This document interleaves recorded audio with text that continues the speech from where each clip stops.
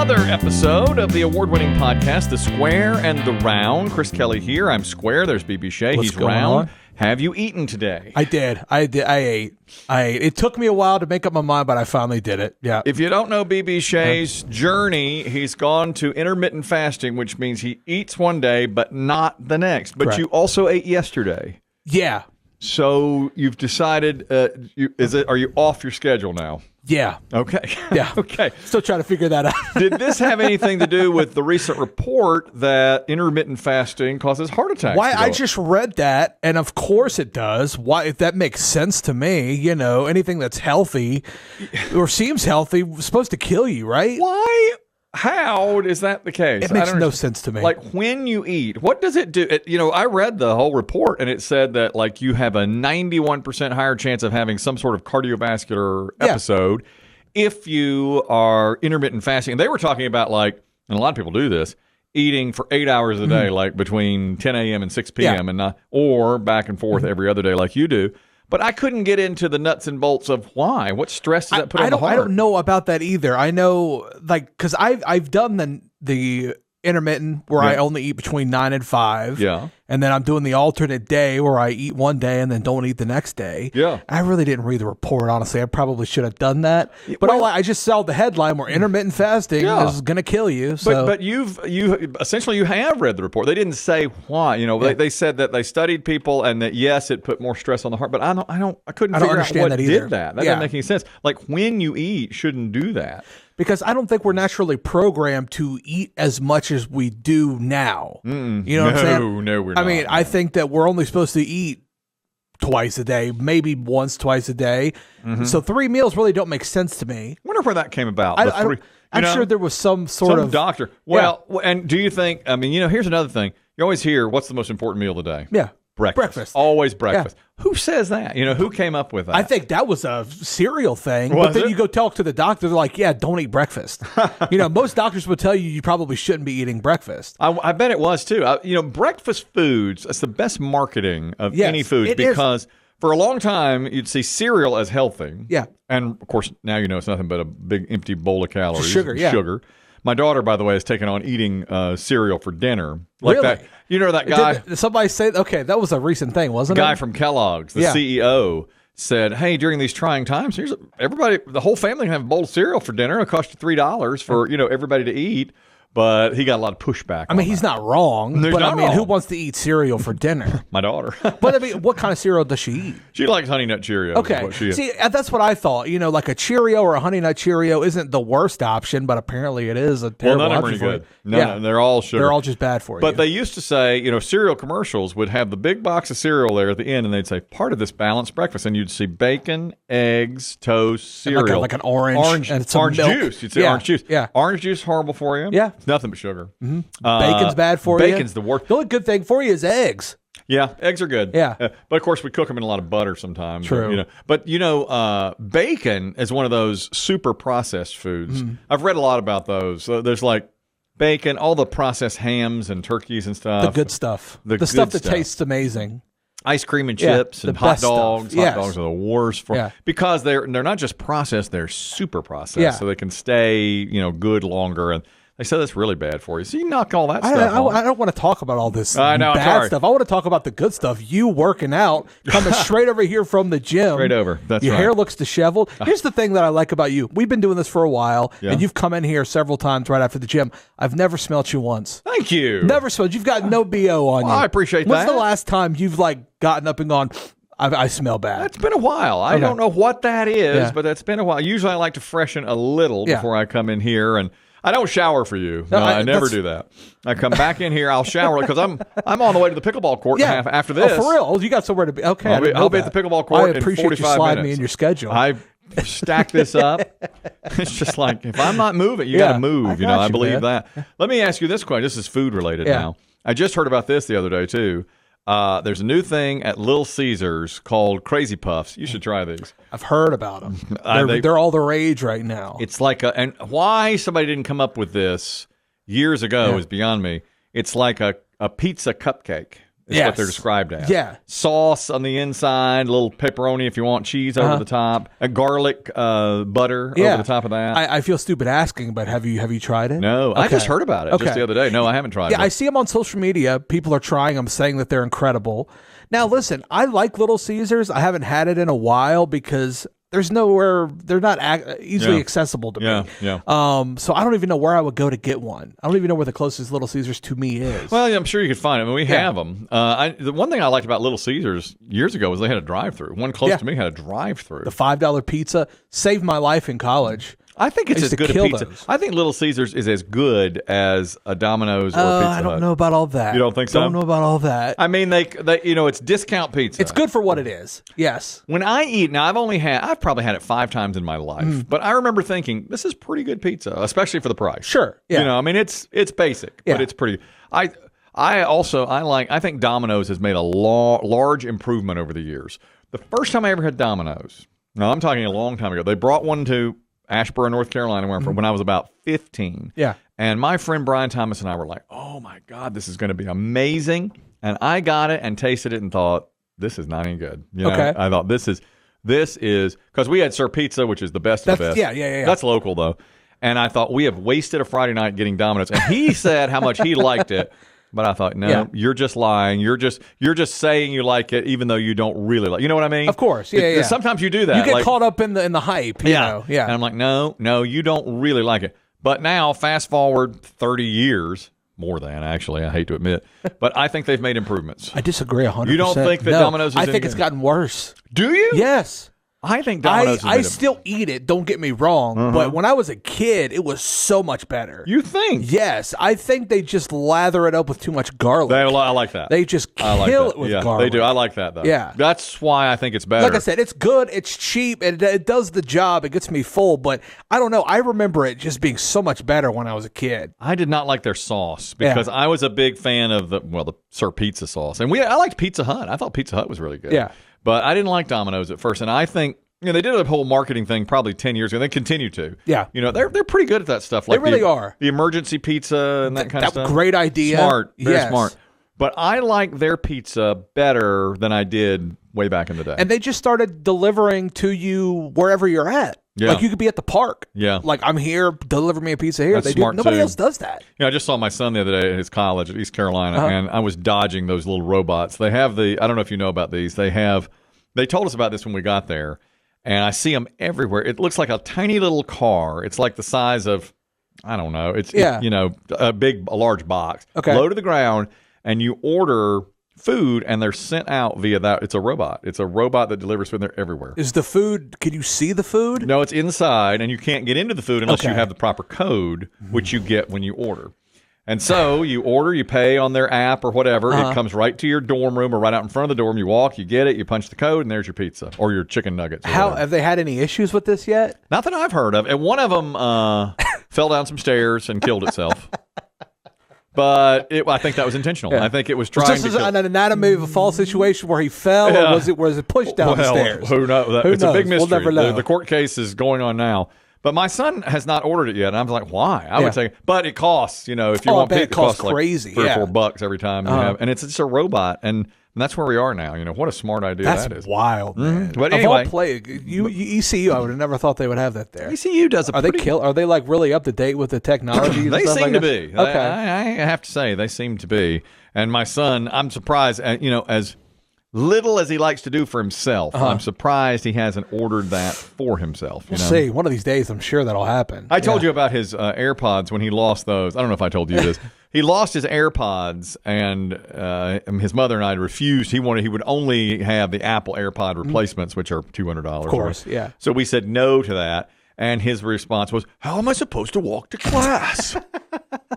I get it. How can I get there? I'm an avid user of the AirPod, man, and it's a whole experience. So keeping up with things and things going out of date. I know this really doesn't apply to us, but you're such a person of tradition. Yes. I want to know what you think about this. There's been a recent study that said that 3 out of 5 Americans believe that the 9-to-5 workday is outdated, and the younger generation wants to maybe move it up, which is surprising to me. Like 8 to 4, 7 to 3. Really? Yes.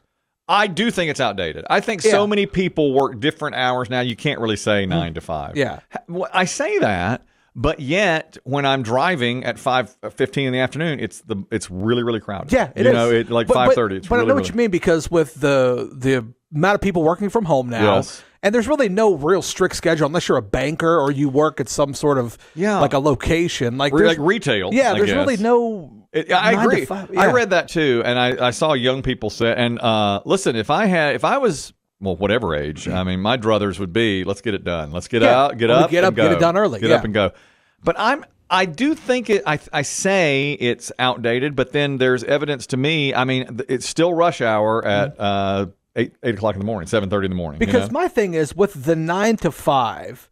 The people who do adhere to that strict schedule, it's kind of hard to do anything when you get out of work because everybody else is done. You can't really go to the doctor. You can't go to the dentist. Oh, you're right. I really feel like there is some sort of thing that needs to change with it. Like, I think there needs to be like evening dentists. That would be nice. Doctors. That would be nice. The doctors that stayed up and certain days doctors have hours from 7 to 3, certain days 9 to 5, and certain days 11 to 7. Because in order to do something and be productive, you have to miss work. You do. Yeah. Which is very unfortunate. That's true. Now, I work odd hours. I was going to say, and I know you know. I don't have any problem. Yeah. But you're right. If you have to go to the dentist, for instance, and you're working a 9 to 5 job, that's tough because they're going to be closed at 5, and it's going to be hard to get in there at like 8:30 and get anything done. Exactly. That's a good point. Yeah. Do you like, Bernie Sanders recently came up with the 4-day work week. He wanted to go to 4 days. I like the 4-day work week. You do like that. I like the 10-hour 4-day work week. Yeah. In theory, I do as well, but I think our productivity would probably go down. I do like it because I think people, just in their DNA, if we're working 8 hours, which is the traditional work day, we're going to slough off an hour, here and there. You know? And I think if you work a 10-hour work day, you're going to just slough off a little more. You know what I mean? True, but at the same time, I do think there are people who work 10-hour work days, but that's not normally part of their schedule. Oh, I agree. Like teachers, for example. Yeah, I think most people. They have to put in overtime every day, even though school is from this time to this time. I think a lot of people, it's it used to be, I think when Bernie Sanders does that, a lot of people say, oh, you're just, we work harder. Everybody work. I've always been like that. Just work. And I know you're a big work. Yeah, I agree. You're I'm right a there with you. hard person.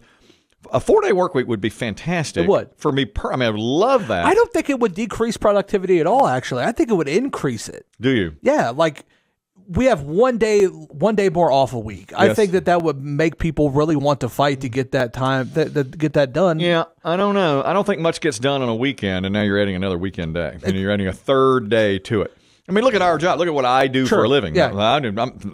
That's a gift. Yeah. If I take Friday off, that would be an absolute gift. But we're odd, For sure. Well, so what if it was like retail? If it was only open? Well, that's different because they're going to be open. It is different because they're open 7 days a week anyway. That's right. But then again, if you take that into consideration, you would have to, like we were talking about, dentists. Yeah. Dentists would be off Friday as well. Yeah.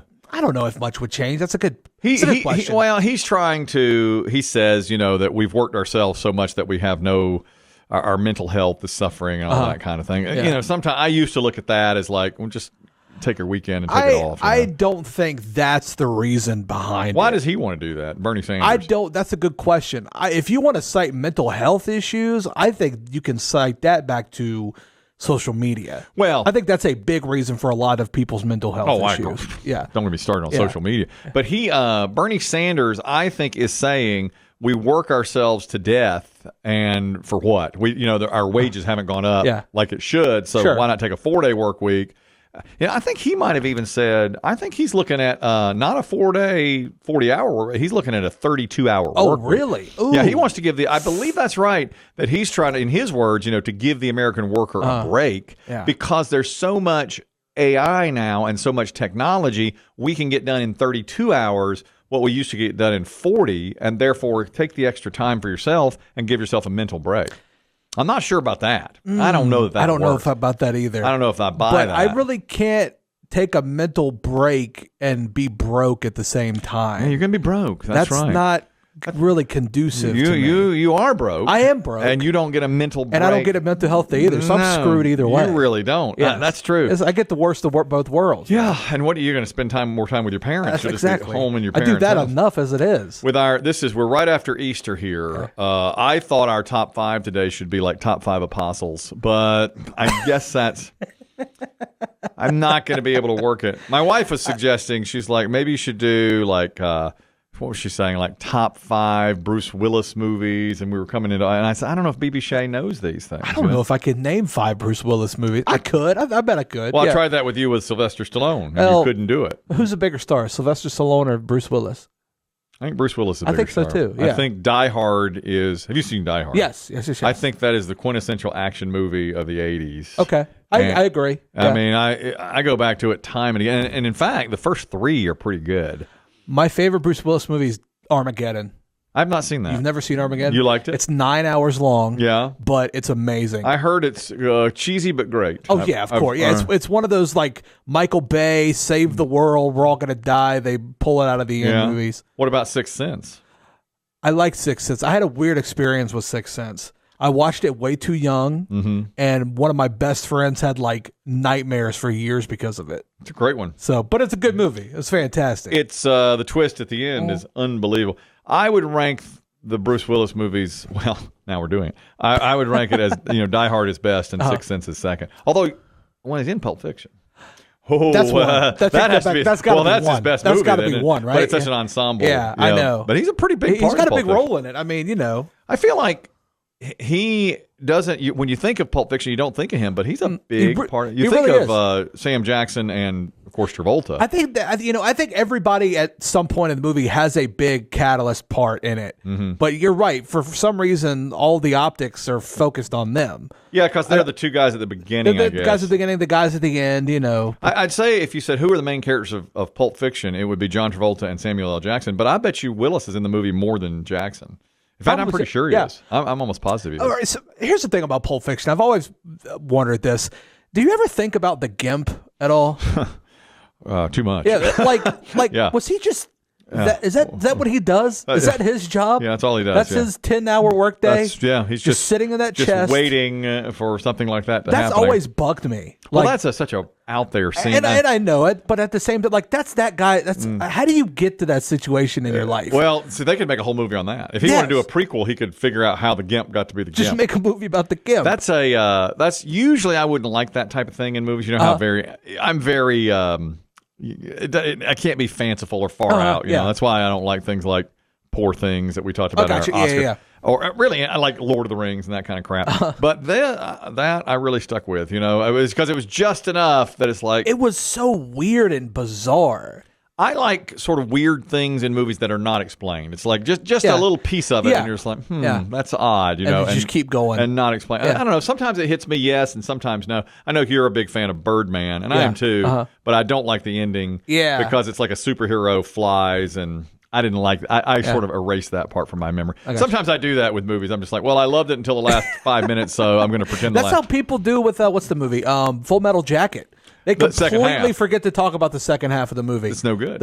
I disagree. Do you like the second half? I don't like it. I don't like it better than the first, but I think it's just as good. Yeah. Do you? Yeah, I really do. I'm with all those other people. Yeah. The first 45 minutes of that movie, I think, are just masterpiece. Iconic, dude. But then the second part, I'm just like, well, what is this? I mean, it's 2 totally separate The actual movies. war part, It's totally separate movie, and I didn't like it nearly as much.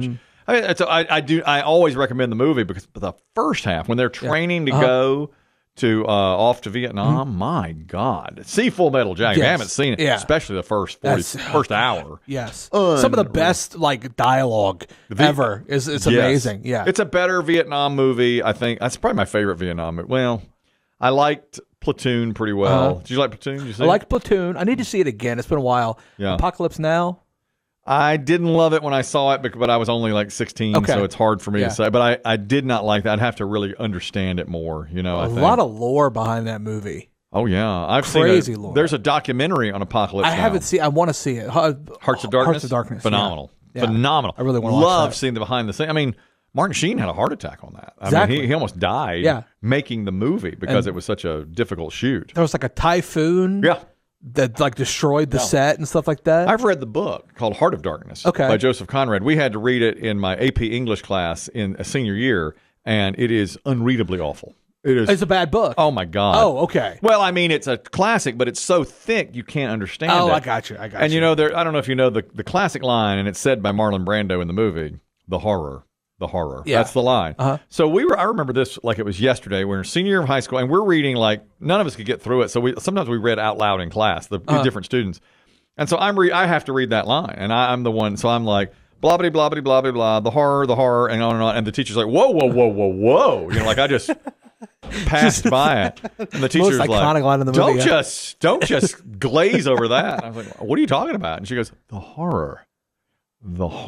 And that's what the whole, it's, I still don't get I didn't know we were acting. I don't even just get reading well, the she's book. like, you can't just, you know, piss on by it. Yeah. You know, it's not like, it's like, you know, saying when somebody, oh, yeah, the guy threw 2 perfect games in a row and blah, blah, blah. No, whoa. It's something big. Or, you know, it's like saying, yeah, September 11th, they threw planes going to, no.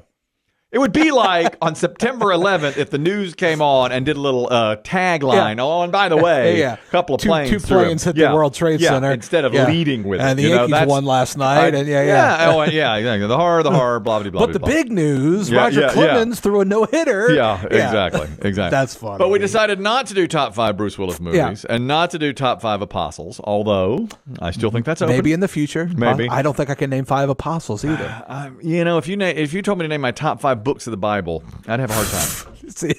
I hate to say that. I'd have a hard not Revelations. No, it's not. No. Not Revelations. Getting closer and closer to that. This was BB Shea's BB Shea's idea, and a good one, I thought.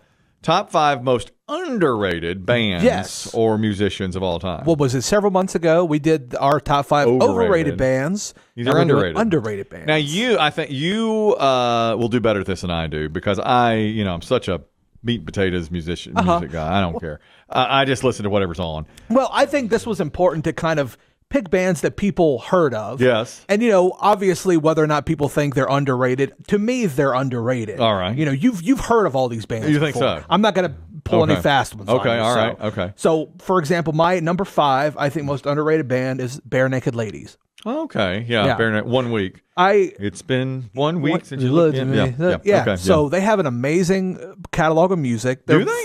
Yes. That's the only one I know. They're fantastic. I know, right? Yeah. They're fantastic musicians. And I saw them open for Hootie and the Blowfish 4 or 5 years ago. And you liked them better than Hootie and the Blowfish. They did a cover of Whole Lotta Love by Led Zeppelin. Mm-hmm. Might have been better than Led Zeppelin. I know that's crazy. Boy, that's going to cause a lot of controversy. It was so good. We should play that. I should hear that. I don't even know if it's available. Yeah. The lead singer was hitting the Robert Plant notes. Really? It was amazing. Wow. And that's always stood out to me. And Is that the lead singer who recently died? No. Maybe. Did he die recently? I don't know. Might have been.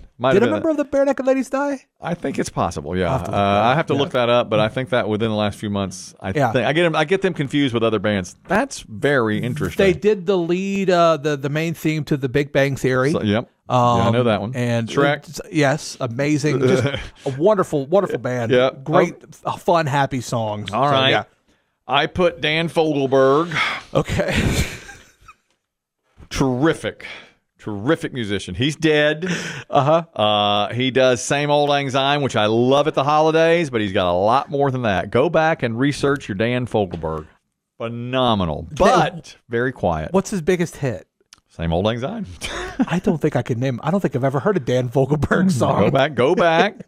Listen to Same Old Lang Syne. They tell stories. The songs tell stories, and then he's got one that's fantastic about his father. It's about the death of his father. Okay. And it's wonderful. I forget the name of that song, but it's by Dan Fogelberg, and they are just great. I'm going to send you. Same Old Lang Syne. Surely you've heard. Send me some Dan Fogelberg. Same Old Lang Syne is about. It's a true story. What's the last word you're saying? Same Old Lang Syne. You know Old Lang Syne, the New Year's Eve song, right? Lang Syne.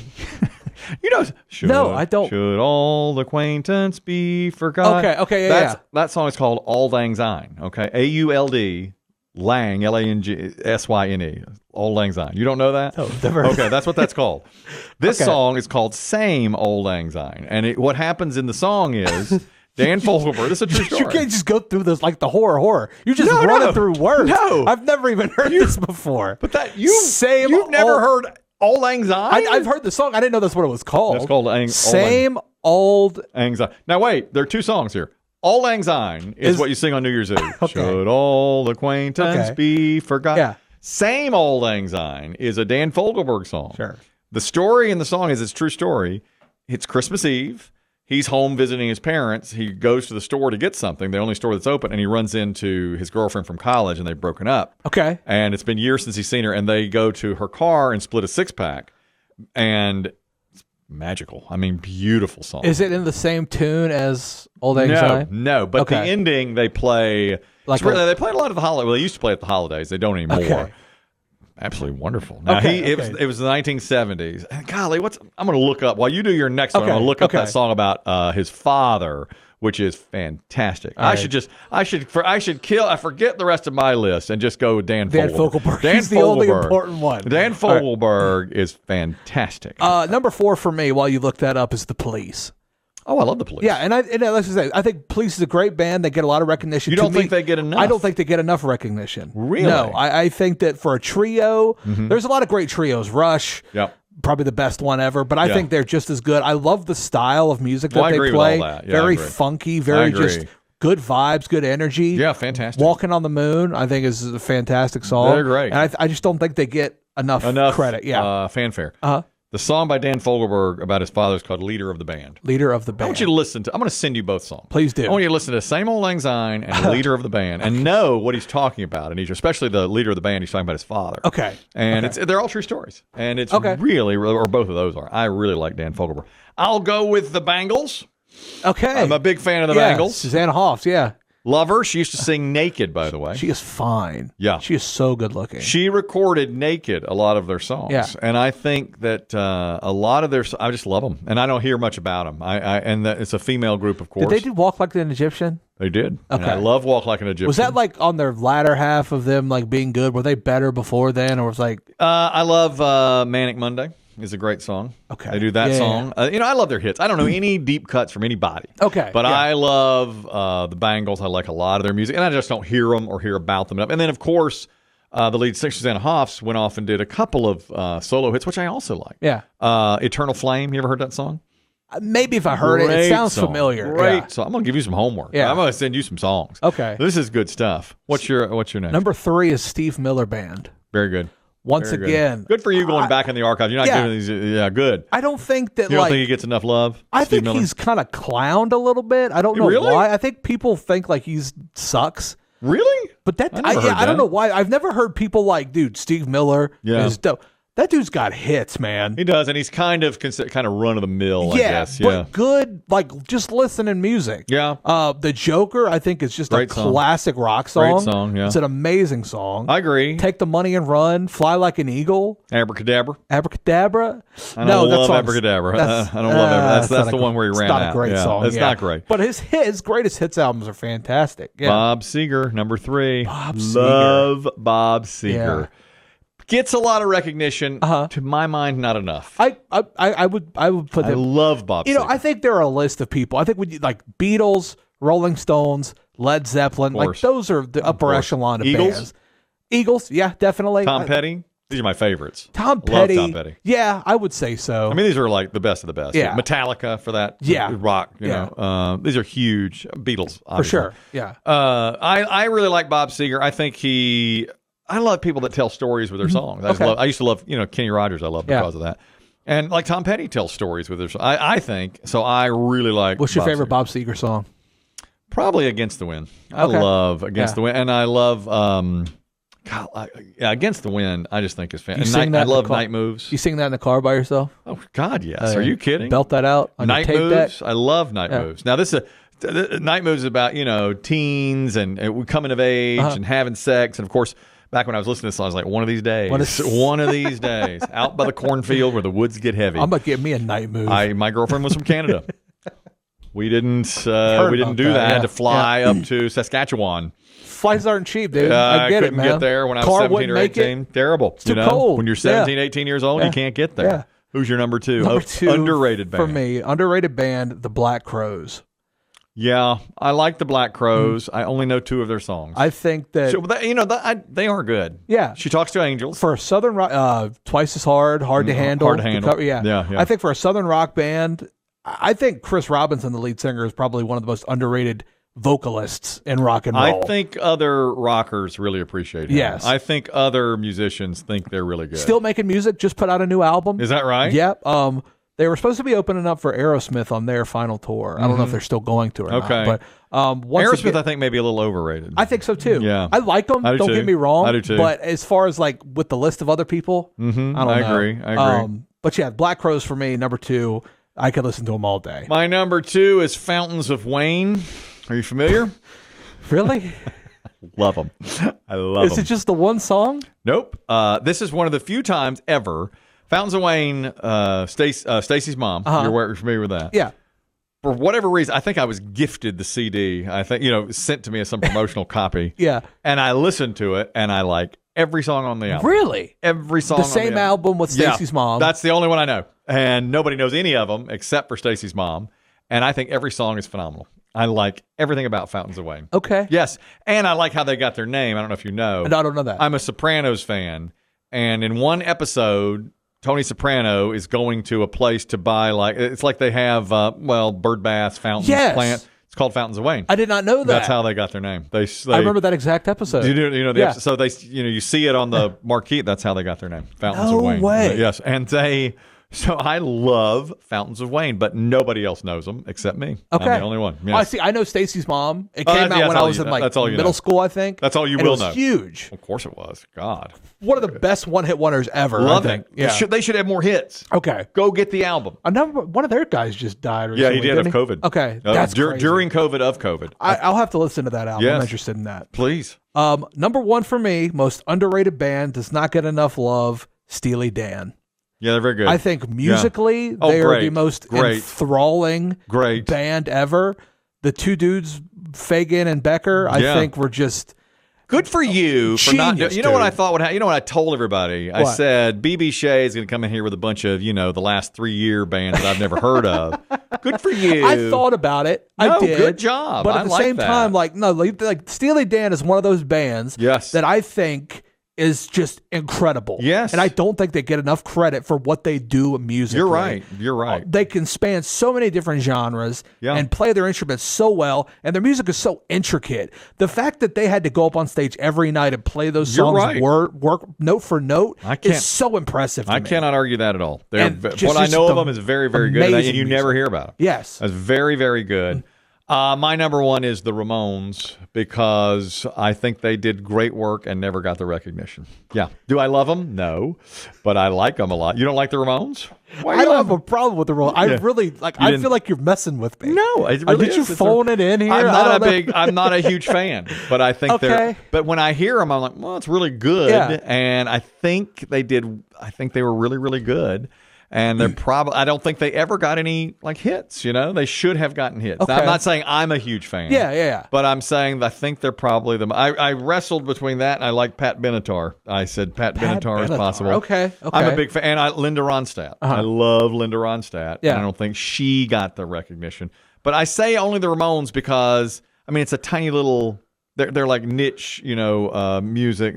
Some people like them. Yeah. But I think they probably had a ton of talent and didn't get... That very, very early punk. Yeah, scene, they did. Not that it's not my genre, but I think they didn't get the recognition. Yeah, but it's fun, that style of music is. Yes, you're not expecting that from me. Of course, 100%. The last thing I expected was for you to say the Ramones. But I just looked at it as who's a great band that a lot of people like, but they didn't make the leap, to be like one of these all-time greats. So I said the Ramones. Dan Fogelberg.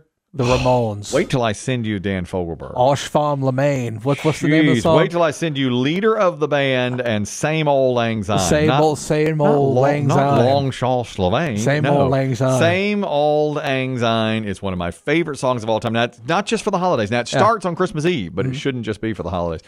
You know what about this episode? This is a total throwaway. This is like, blow it off, whatever, come in here. It's the best episode we've ever done. I really think so, This is the best episode, and because you brought it with bands that you didn't expect. You know, Steely Dan is a great choice. Total curveball. Dude. I totally threw you a curveball with the Ramones. You did. Yeah, I did not expect that from you. No, of course you didn't. You thought I was just messing with you. Yeah. But usually when you do stuff, it's just like, why is he being so weird? But now, that was good. That was really, really good. I enjoyed We that. should celebrate with some Crazy Puffs and enjoy it. That's what we should do. I'm going to bring some in next time. I don't eat Crazy Puffs. Come on. That's it. That's another Square and the Round. Download it wherever you get your podcasts and subscribe. Can you subscribe? I don't know. I don't know if you can. I haven't figured that out yet. We'll do it again next week. Thank you very much.